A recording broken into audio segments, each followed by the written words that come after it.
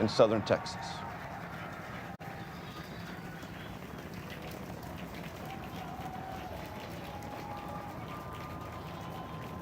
Vehicle is pitching downrange. Booster Raptor, chamber pressure nominal.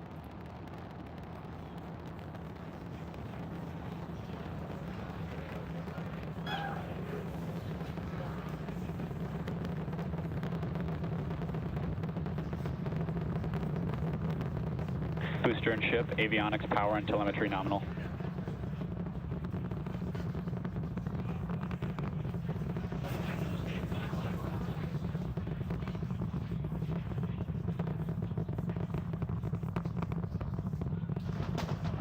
Vehicle All right, has we're reached just a little over a minute maximum into flight. dynamic pressure. We're about 6 miles away, so all the sound's still hitting us here. Hearing good call-outs that power telemetry nominal, that's flying straight and true. We do see all 33 Raptor engines lit up on telemetry screens.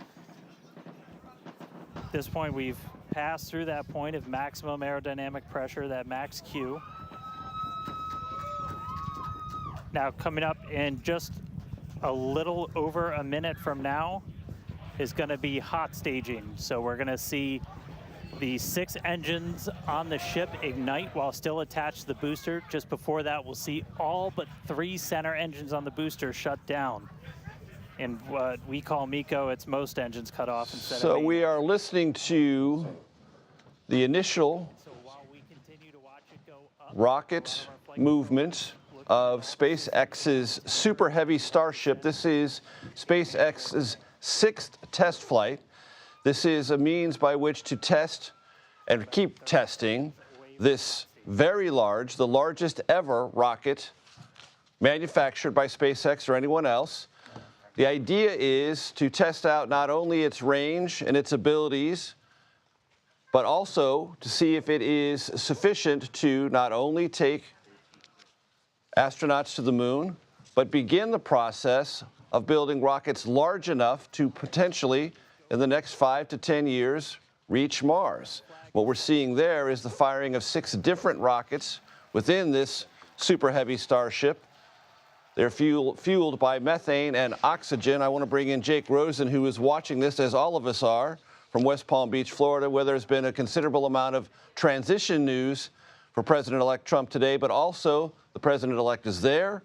Jake, talk to us about the political implications of this relationship between the President-elect and SpaceX Chairman Elon Musk.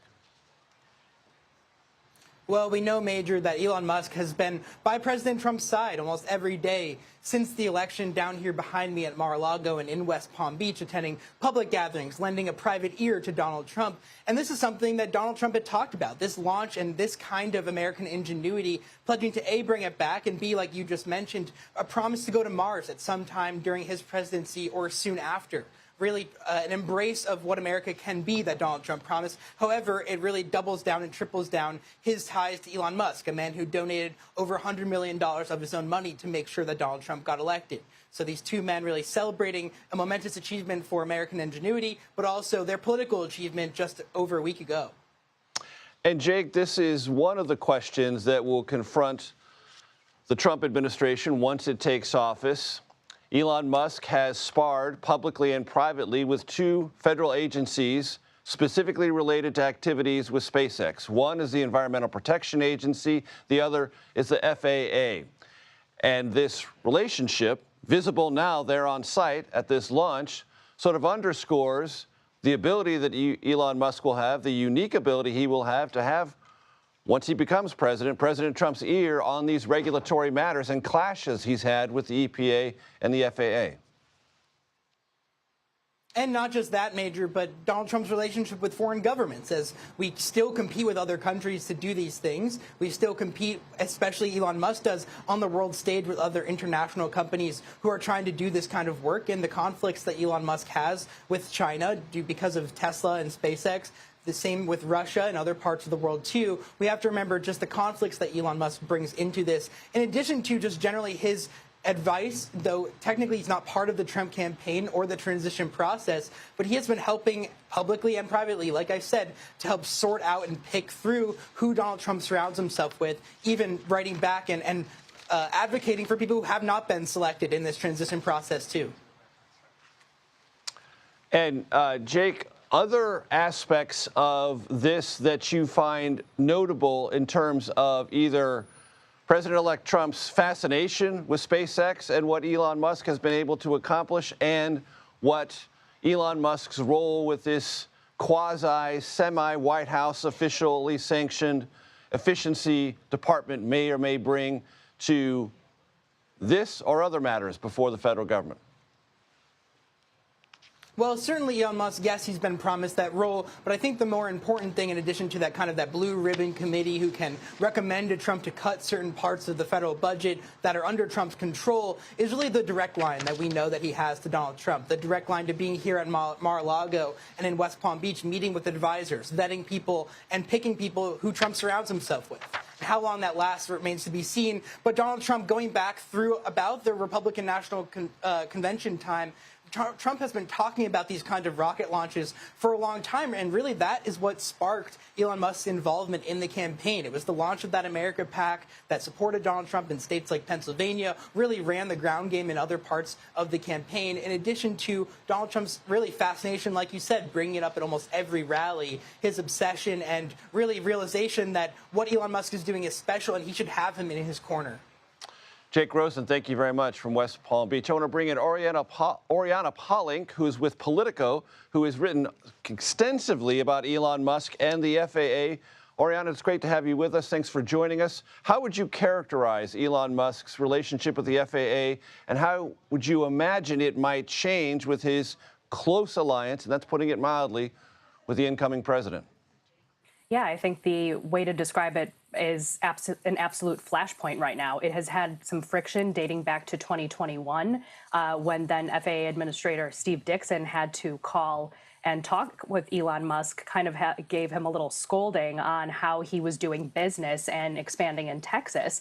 And I think that that has a shadow over how he's going to continue to deal with the FAA and the so-called worker bees that do space regulation over his business, as well as the organization that clears the skies for the many aircraft that, traverse the U.S. every single day. So, whether or not he has the president's ear on this is, wait and see mode. Whether or not Trump has some sympathy on how he's going to help Elon Musk's business with the FAA's oversight. Right now, the first buddy, Elon Musk, seems to be doing exactly what we're watching right now. He is still launching his rockets. So it's just a matter of how that relationship is going to progress or deteriorate over the next several months. And Oriana, let's lay down some basics for our audience. What is the FAA's role in Elon Musk's world, that is to say, space launches, and what have they clashed over previously? Right. I mean, the FAA only has oversight over launch and reentry. So from the time the rocket goes through the atmosphere to the time it touches down, but it doesn't regulate the people on board. It has, significantly a lighter touch from some of the other organizations that, he's also been clashing with throughout the Biden administration. But, ultimately, they do have to keep passenger travel quite safe. And there are thousands of flights that go across the United States every day. And to close airspace takes significant amount on, the traffic that's up there. Air traffic controllers have to dedicate their time.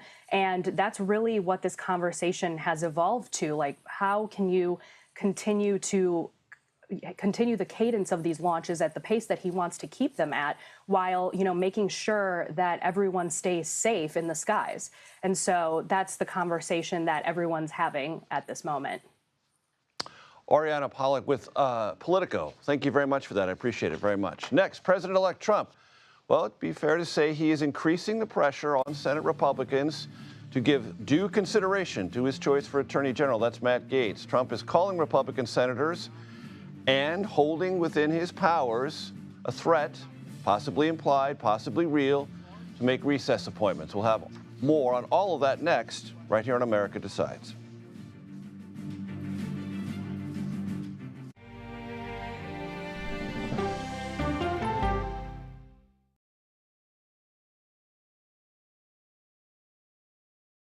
Come on, Julia. Oh, no. I will if you will. You go, gal. That's right. That's right. Let me see if you can find me. I want to make sure that my voice is heard, but also that I lift up other voices. You can't write a better script. Yeah.